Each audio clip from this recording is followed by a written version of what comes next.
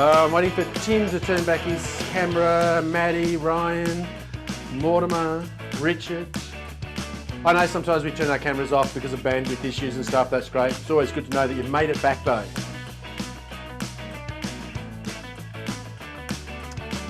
Jane, could you also re-drop into the chat box I didn't send it to you, so you can't. I tried to download the learnership diagnostic that Robert dropped in and it wouldn't open for me. Okay, no worries. Because if you can download it again. Yeah, I can do that. So don't worry, I'll do that as well as the challenge kit for everybody. And Marie, I'll get to your question next. Brian sitting on the other side of his blacked out camera going, turn that music off, turn that music off. There we go, turn it off for you. Welcome back. Are we all, thanks Sarah. Are we all recaffeinated? I can see Tim is in the action of recaffeinating. Hey, I've got to share something with you. Just in case there's a moment where I need to recaffeinate during the session. And the things that really annoy me during these virtual sessions that really make me need to recaffeinate are when people are going, and when that happens, you'll see me do this.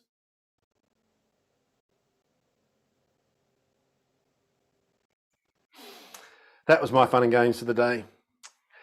All right, we're talking about learner agency.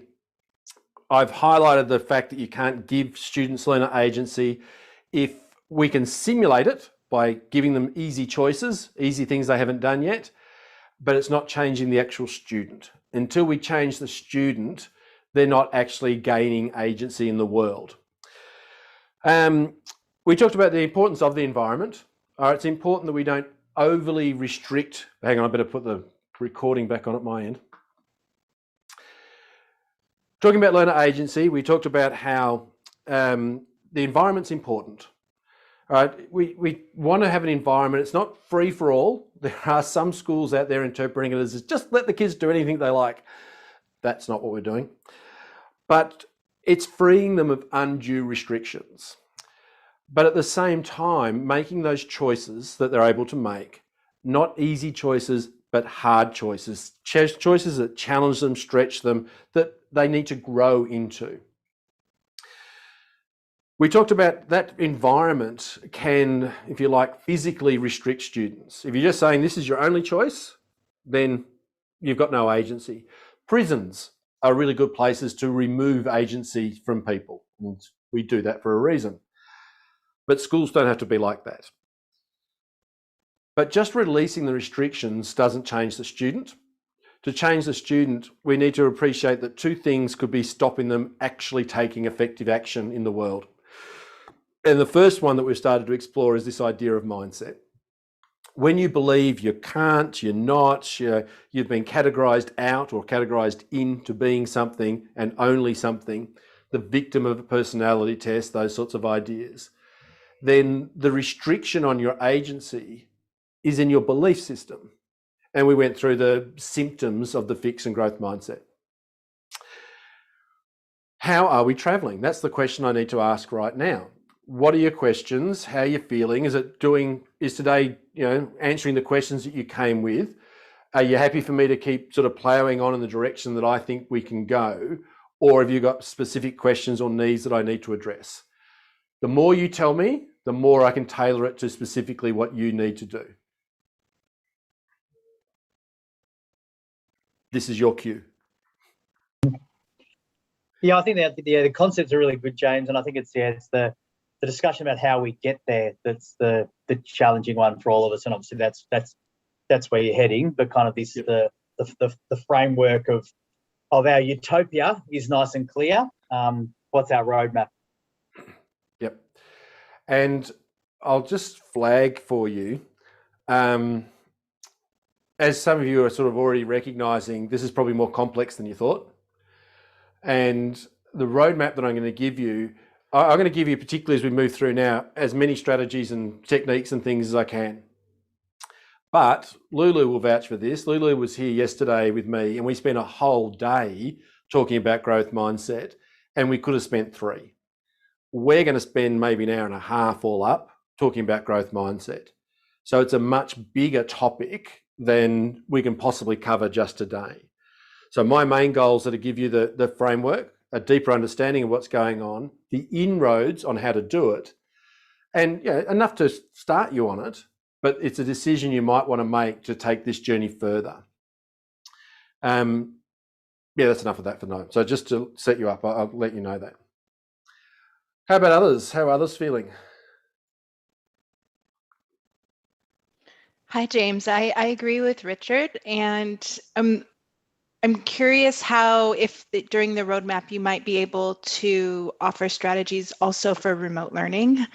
Certainly that's our current context for some of us, in a way that wouldn't also pressure families. And, I know it's a very complex question, but if you have any strategies, that would be great. Yeah, look, I'll do my best with that. The reason I'm hesitating is that the sort of strategies we're going to talk about aren't, no, some of them are immediately applicable, but as we're about to see, they're more long-term strategies, things that have small impacts over extended periods of time, rather than ask this question, say these words, or structure your worksheet this way. So it's online learning sucks. We're not trained for it, where kids aren't used to it, and frankly, we're just going to have to struggle with it for a little bit. I know that's a shitty answer. That said, when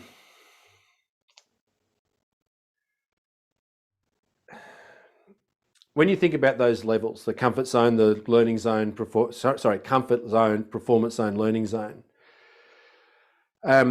distance education as a general rule, particularly when it's done en masse like this, we call this distance education, and the distance education teachers, the ones that actually do it for a living with remote learners, are just shaking their heads going, we don't do this. Like, we have one-on-one and one-on-two time, not 1-on-30 time, and it's an entirely different environment. So the time we're spending, unfortunately, most of it is going to be in that comfort and performance zone.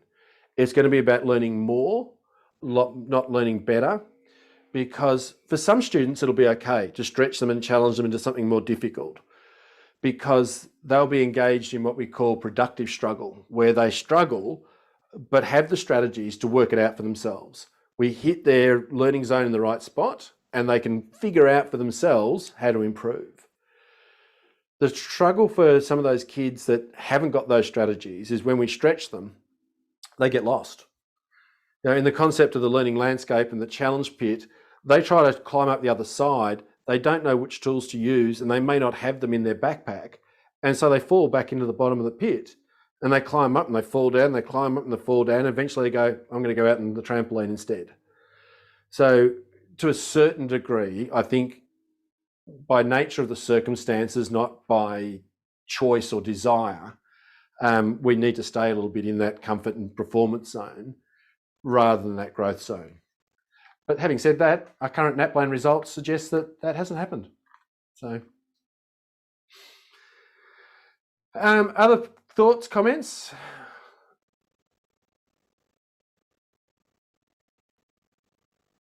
We're good? James, yes, sorry. Yes. It's been quite busy with the chat box today, which I'm extremely happy about. But there was a question back before we went to morning tea. Here it is.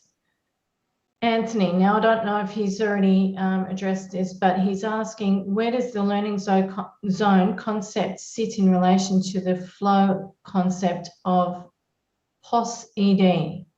Yes, positive ed. Yeah, so flow, what's his name? Too many consonants. Yeah, I know who we're talking about.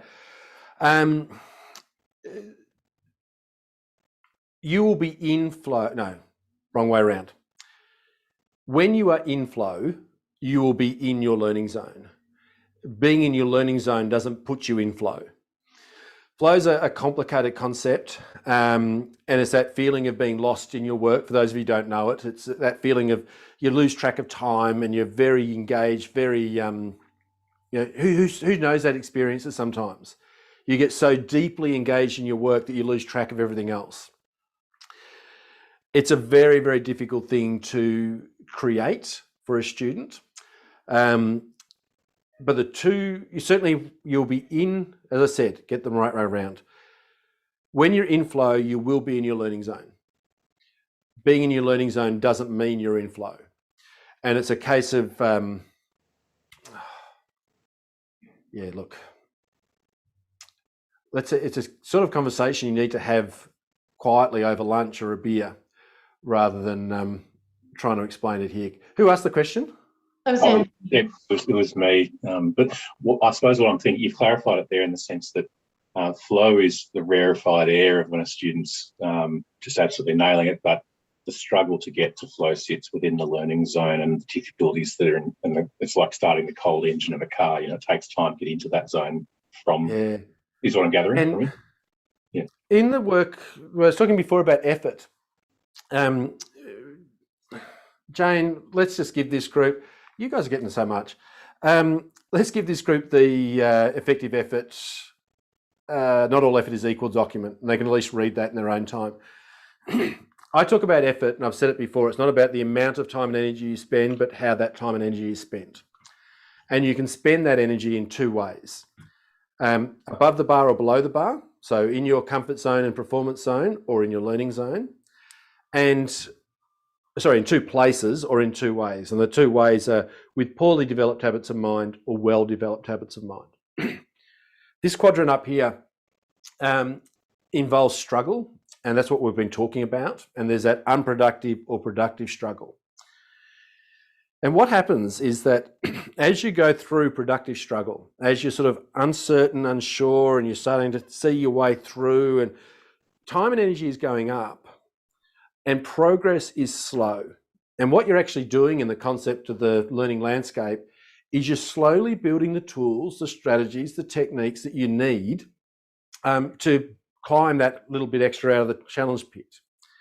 And so time and energy is going up, progress is slow. But once you learn to be smarter, I maybe need to come back and explain that. Once you learn to be smarter, those things that you were struggling with, time and energy goes down and progress jumps forward. Because once you've got the tools and strategies, you have that breakthrough. And that's where you suddenly find yourself, if you like, in the concept of the learning landscape, suddenly on a new level. You haven't been here before. You've got all these tools and strategies that allow you to move through a part of the learning landscape that you haven't done before. And if you have that breakthrough moment where suddenly you gain that clarity, then you can move rapidly through your learning. And for me, that feels like flow. Like when I'm in my writing, you know, I've written a couple of books and I've got a few more on the go. I often have periods where I can't quite work out how to structure it. The ideas are sort of grating against each other. There's, you know, things aren't coming together. But I can see almost as I visualize it now, I see this paragraph, oh, actually that goes with that. And this idea starts to come together with that. And, oh, if I use this and link that to there, and suddenly I've got a new set of tools and things, and then I'll write for hours and it'll be beautiful writing. And you can see some of it in my books, which all of you can buy for $9.99. But that's the feeling. So if you imagine in the challenge pit, if you're struggling up the other side and you're slowly filling your backpack with the tools you need, so developing your habits of mind, once you climb out the other side, there's this whole vista that you can suddenly explore that you haven't done before. So there's that breakthrough moment, and suddenly what was hard has become easy. Thanks, James. Based on that, I'm just reflecting back on what you just said. To achieve anything like flow is not just a case of slapping the correct lesson on the table in the morning. It's around the student and their dispositions and their skills as well, and it takes a long time. I've said it, you can't do agency to students, you can't do flow to them. There's something they've got to create themselves. Yeah. Thanks. If you ever come up with a strategy to generate flow in somebody else, copyright it really quick. You make a fortune out of it. Yeah, I don't think it's possible though. Other thoughts, question? Oh, we did that. Jane, yes. Yes. And Maddie is, her question is, James, I'm curious if you can also explore how we might be able to implement the roadmap in a remote learning environment. Yep, I think we just did that. Okay, sorry. That's right. Click on that one. And look, hopefully we won't be in a remote learning environment for long. Okay. A few more weeks, month, 2, 3 months at the outside. All right, let's do this then. Mindset. A couple of things to note about mindset. When you read Carol Dweck's book, and you don't need to read it all. By the way, just out of curiosity, who doesn't have time for a lot of professional reading or as much professional reading as they'd like? Everybody. If you just put your hand up and you don't have the app Blinkist, you need to go and get the app Blinkist. Jane's probably right on top of it and going to drop the link in the thing. What Blinkist will do, it's a $30 a year type app, I think, from memory. But what it does is it prices books like this. So books like this one and a few others that I'll mention during the day. Frankly, most of us as teachers don't need to read them, but we need to know the core ideas. So Blinkist will price this down to a 15-minute read or a 15-minute ebook. And that'll at least give you the key ideas and allow you to decide whether you want to invest another 8 or 10 hours reading the whole book, or if you've got it enough. So you won't find my books on Blinkist, but you'll find those big selling books like Grit and the one I'm about to talk about, Peak, and a few others that are really useful to be over the key concepts. So grab that if you haven't got the 8 hours to spend reading something like this. But when you do read this, whether you blink it or not, a couple of things come to mind. First off, Carol Dweck uses lots and lots of examples of highly successful people who have either a fixed mindset or a growth mindset. Now that's really interesting because what it tells you straight away is you do not need a growth mindset to grow. You don't need a growth mindset to grow. It helps, but you can achieve growth, you can achieve agency without a growth mindset. It's harder, but it can be done. And secondly, something to ponder as I go through the next half hour or so. None of the people in Carol Dweck's book had ever had a lesson about growth mindsets. They'd never had a teacher that said, this is fixed, this is growth, do that, please. Where did they get their mindset from? Because one of the big misunderstandings about mindset is that it's not the growth. All right, we're talking about agency here, and we want to recognize that stuff's going to happen. Adversity, challenge, whether it's, and the only difference between adversity and challenge is its source. All right, both occur in your learning zone, but challenge you tend to take on and you step into your learning zone. Adversity, you tend to be forced into your learning zone by the environment. But the same thing occurs, you're in your learning zone, you're beyond your current abilities. Why did I go down that track? Because one of the big misunderstandings about growth mindset is that it's not the growth. Someone from a learner agency perspective, change comes along and, stuff happens. The mindset part is the understanding you're capable of the growth, but it's not the growth. All a growth mindset is an invitation to grow. In my music example I gave before, if I had been reassured that I was capable of achieving growth, that wouldn't have necessarily made me a great musician. I would still have had to practice in the right way. Put differently, a growth mindset tells you I can grow. It doesn't tell you how to grow. And that's really important because from a growth mindset perspective, the opposite of I can't isn't I can. The opposite of I can't is I could. And so in the work, let's quickly do this. The sort of stuff that's in schools, in fact, I'm going to skip that because you want to get to more valuable stuff here. What we're going to talk about today is this idea of developing learning agility, becoming an agile learner. Because the agile learner is someone who not only understands they're capable of growth, which is this mindset part, but they also understand what they need to do to achieve that growth. And the thing that I love about these three ideas is that they're not good ideas. I started today saying agency was a part of the human condition. The questions around agency, how much can we influence the world and all those sort of things, are deep philosophical questions about the nature of being human.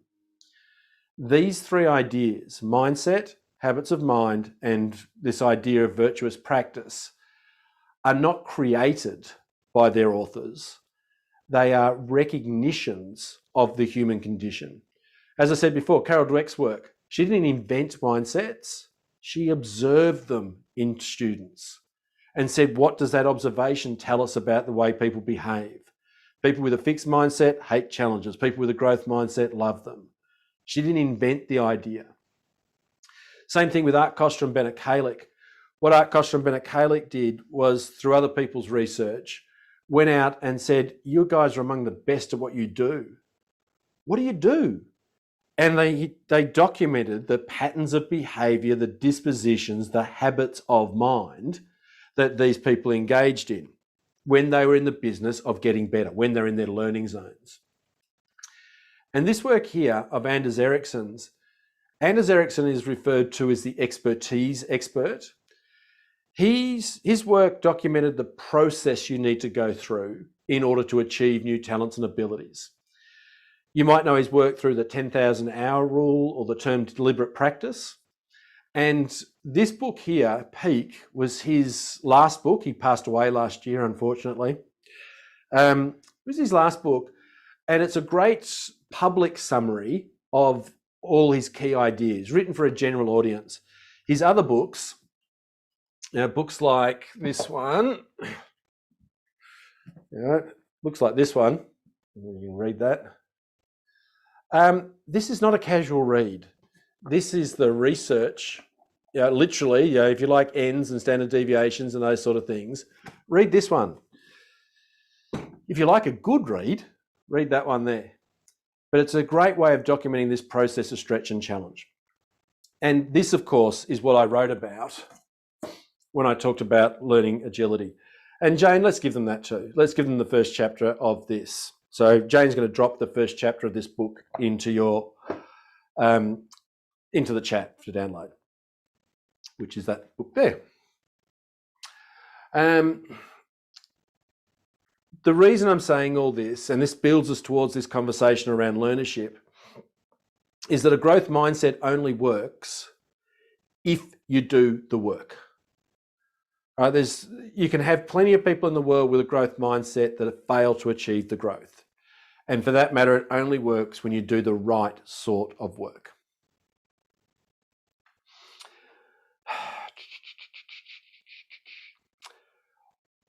Who gets the sense that mindset might not just be a student thing, that it might be a teacher thing as well?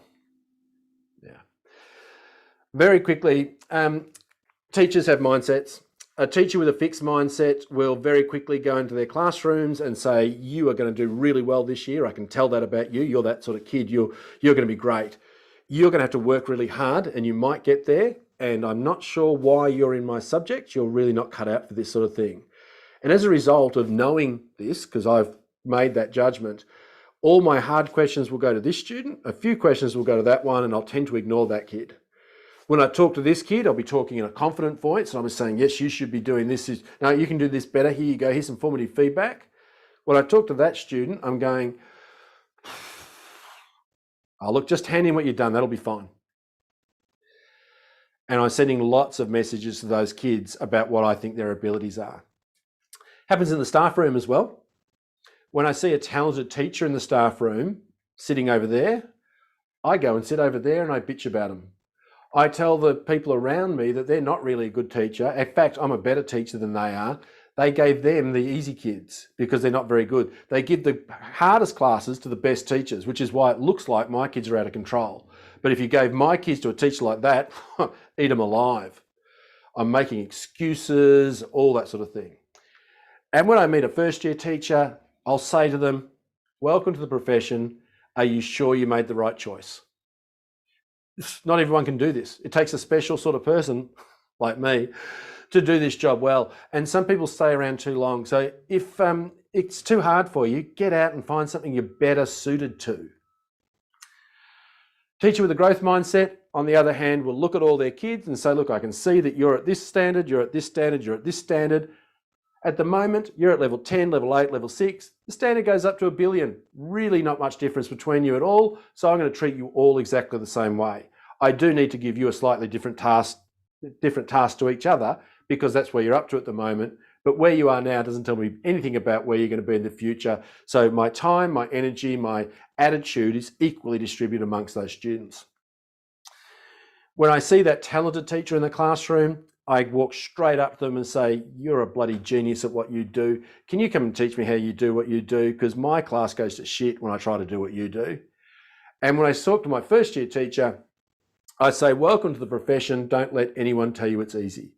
It's really hard. In fact, the first year of teaching is the hardest you're likely to come across, and you're going to make lots of mistakes. Can't tell you what they're all going to be, but come and sit down with me for an hour or two. I'll buy you a coffee, maybe a beer, and I'll tell you all the mistakes I made in my first year of teaching, so at least you don't have to make those ones. I don't feel less because there's this teacher. I feel blessed because I have the opportunity to contribute to their growth. So clearly teachers with different mindsets behave very, very differently. Excuse me. So quick question, hands up, who's got a fixed mindset? Oh, Jane, my screen's frozen again. No one, but can you see what we've done? We've told you you've got a choice of two. One of them's awful. Which one have you got? And pretty much every teacher in the world has gone, well, I haven't got the awful one. I must have a growth mindset. And once you say that, no further work is necessary. And what we've created is what Carol Dweck and her colleague Susan Mackey describe as a false mindset. And a false mindset is someone who intellectually understands this work, but because they haven't done the examination of their own work, of their own mindset, what they actually do in their classrooms sends much more fixed messages.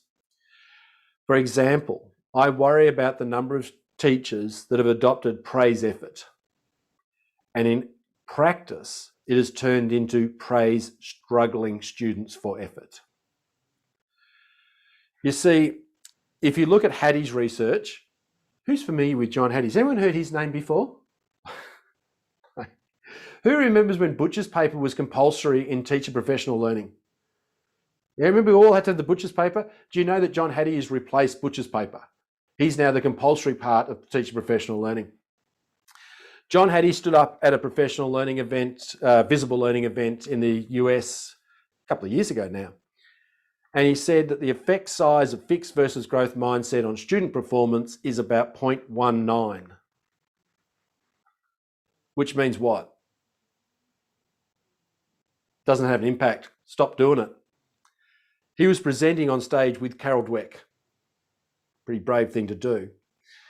And he went on to say that the reason that it's had such a small impact size or effect size is because teachers have a fixed mindset and keep treating students accordingly.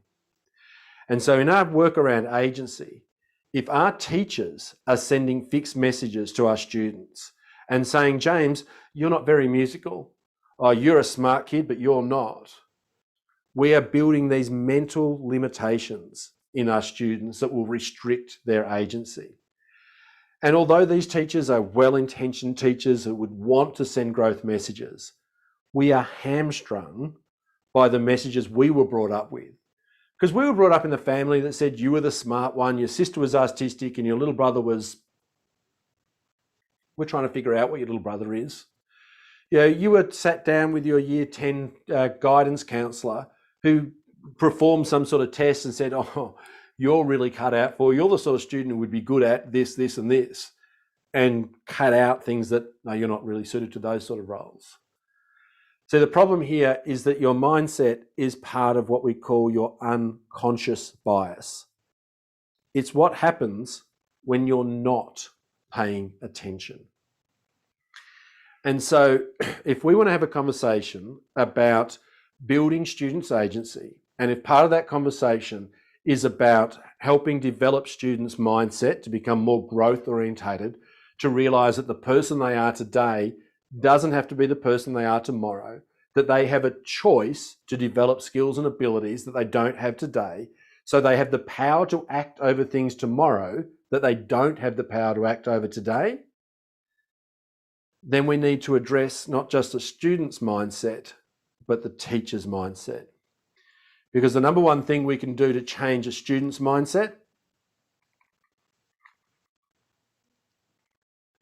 is to spend time reflecting on our own. And so I want to give you some strategies. And the first one is this.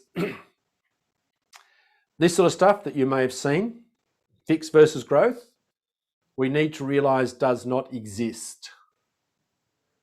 No one in the world has a fixed mindset. No one in the world has a growth mindset. These are intellectual exercises to develop an understanding of the importance of this work. But in practice, we all fall somewhere along a continuum between the two. It's not a dichotomy, it's a continuum. And so in the document that we've given you already, and Jane, perhaps if we've got the PDF just of this one, we can drop it in as well, so it's a separate document for them. We recognise that mindset falls along this continuum from fixed to growth. And what it allows us to do, when we recognise, I'm going to give you some time in breakout rooms in a few minutes to sort of have a look at this document.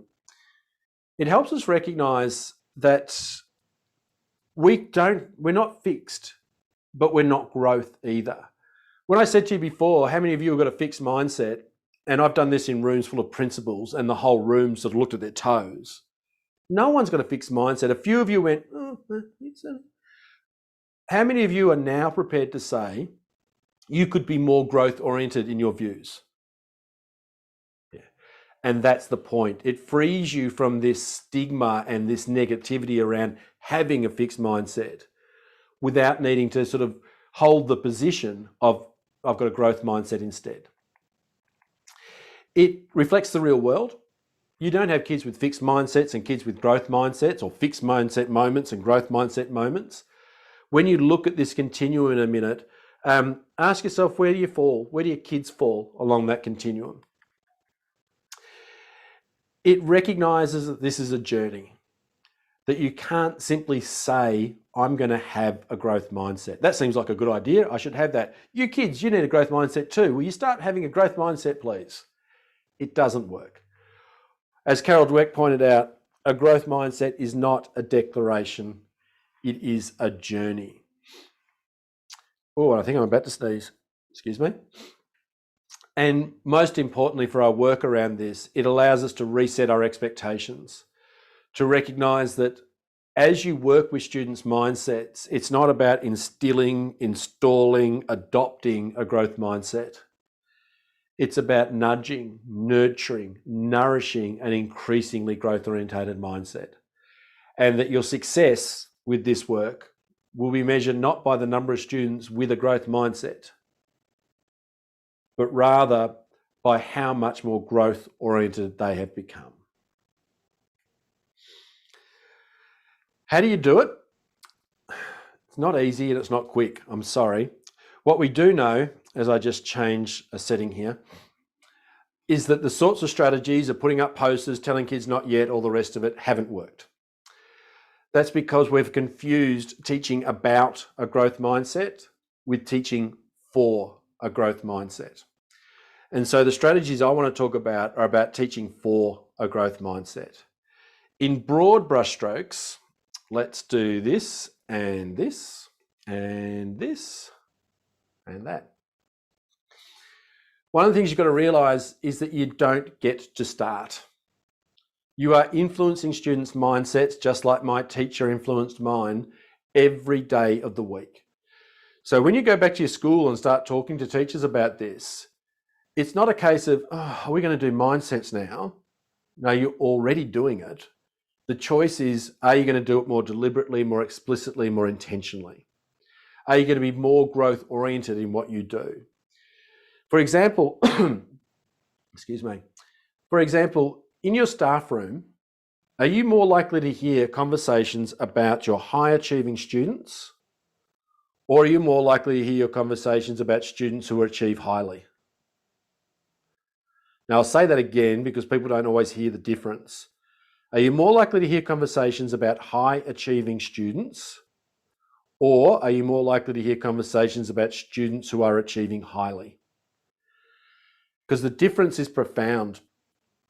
The first one, high achieving students, categorizes you as being a high achieving student or not one of the high achieving students. The second says achieving highly is something you do. And here's your first strategy, because Mandy, you're asking for strategies to use tomorrow. Here's one you can use tomorrow. When you group students, what I want you to do, and we group students all the time, group them by verbs, not adjectives. We're not talking about mathematical students. We're talking about students learning maths. We're not talking about high achieving students. We're talking about students who are achieving highly. Don't make it about who they are. Make it about what they do.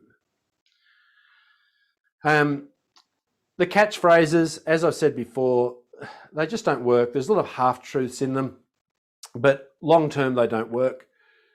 Things like this, we did this before. Should have taken that slide out. The rules, the praise effort, celebrate mistakes, don't work either because they get filtered through teachers' own mindsets. And as I suggested, praising effort becomes praise struggling students for effort, which creates a fixed mindset. Go down here. The strategies that do work are creating what I call a style guide. Now, this is something you can talk to Lulu about it. She was talking about it yesterday. She should have received a style guide today. But it's a set of those nudges. And the nudges are the sorts of reminders that help teachers make more growth-orientated decisions, to send more growth-orientated messages. Like the one I just gave you, grouped by verbs, not by adjectives. What that allows you to do is you have moments every day where you group students. Now, I don't know what groups you're talking about. If you're talking about while you're doing maths or music or art or grouping by standards or anything else like that. But when you have, I can't put the words in your mouth, but I can give you a little nudge, a little reminder that says, when you make those groups, group by verbs, not by adjectives. So I'm not grouping students that are my high achieving students, my average students, and my low students. I'm grouping students that are working at this level and working at this level and those working at this level. I'm not grouping my music students and my math students. I'm grouping my students who have spent the last year doing music and those that have been, that sort of idea. It's about what you do, not who you are. Another one of those nudges. Here you go, Maddie, here's your second thing you can do at distance education tomorrow. When you talk about student standards, when you talk about their best, when you say that to a student with a fixed mindset, show me your best work. They think that best is a permanent characteristic of them. This is all they'll ever be able to do. And so they tend to back off and not actually do their best. So the nudge, whenever you talk about a standard or level of performance, is to attach a timestamp to that performance. I don't want your best. I want your best at the moment, your best this term, your best so far. To recognize your best is a temporary place that is going to get better as time goes on. And every time you do that, every time you attach a timestamp, every time you group by verbs, not by adjectives, and there's a whole bunch of these that I sort of cover in a longer course, you're sending a little positive mindset, growth mindset mover that just nudges kids a little bit along that continuum. Ultimately, you want teachers to have a growth mindset themselves, to be well down that growth end of the continuum. And when they do, every message they send will automatically be a growth-orientated message. When you can go into your classroom and look at all your kids and say, look how stupid you all are, and what a privilege and responsibility it is for me to teach you to be smart enough to do something more difficult, and you don't have your stomach turning knots or your bile come up the back of your throat because you just thought of your students as stupid, then you'll have a growth mindset and everything will work. For schools that I work with long term, we talk about the structures that we put in place that allow teachers to send more growth-orientated messages. So, for example, we talk about the reward system at the school. Very quick one. At the end of the year, when you're doing the end of year awards night that so many of us do, how many of those, standing everybody up on stage sounds like to everybody in the audience, ladies and gentlemen, will you please welcome up on stage all the smart kids? If you were as smart as them, you'd be standing on stage with them, but you're not. That's why you're sitting down there. So please, round of applause for all the kids. How many kids do you think feel like that? It sends a very fixed message about these are the kids with and without. And so we talk about how we value the backstory. We'll talk more about it. But we say things like this. Ladies and gentlemen, thank you all for coming along here tonight. It is so good to see so many friends, families, and members of our wider school community here tonight. Tonight, I'd like to introduce on stage our major school award winners, whatever we call that. These students that stand before you tonight are not necessarily our highest achieving students in the school, because we recognise whatever standard you're at today is a temporary thing, and that all of our students will grow and continue to grow through life. And so where you're up to today doesn't tell us where you're going to get to in the future. So what we value here is not just where you're up to, but what we've done to get there. So we celebrate most the students that have grown, the students who have struggled and overcome challenge. We celebrate most the students that have shown the dispositions that will serve them in their future growth. Now, make no mistake, ladies and gentlemen, the very fact that these students are in the business of struggle and growth and developing those dispositions makes many of them among the highest achieving students in the school. But nonetheless, we know that they'll look back on their time at this school and recognise that where they are today was their current best, and they have continued to grow from there. So, ladies and gentlemen, please welcome up on stage our prize winners for tonight. And suddenly it's not about who you are, it's about what you've done.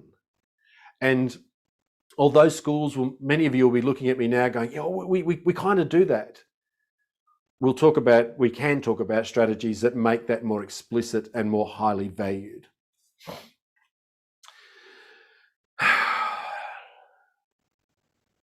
Jane, we're going to throw these people into groups to talk about that continuum for 5 minutes and the messages I just sent then, while I skip the next dozen slides because I've decided I don't want to do them, and then come back and ask them a really, really important question. 5 minutes, where's your head at with mindset? What questions have you got? And then we'll build from there. Remember, when that counter hits 0, you're out.